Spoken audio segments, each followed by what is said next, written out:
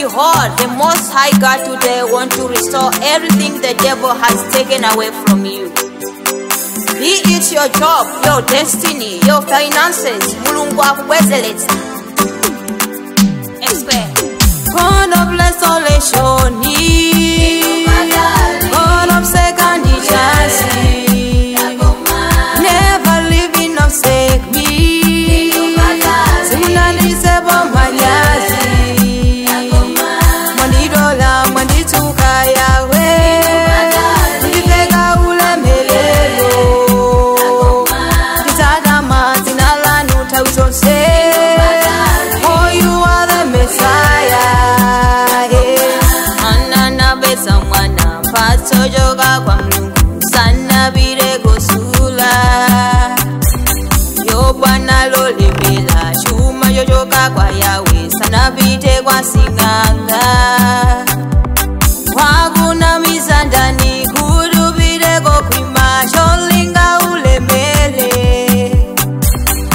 Utabindula jani kubeza nzigo la basi moyo wakotela kumoto. God of restoration,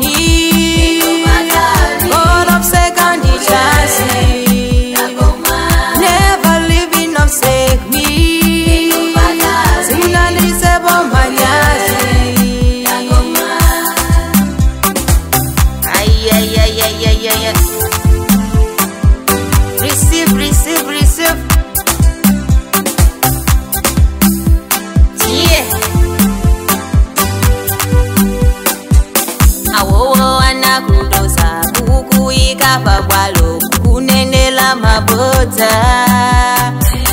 Kuchido kukomelela palibonso kubondeleza tolinga uzifutika. Kusaje dwendi kulila kapena kubweza joiba pitaka sume kwa yawe. Yehova obwezeleza bwezeleze imwemwe chako bwezeleze ndarito wako. God of restoration, God of second chance, never leaving forsake me.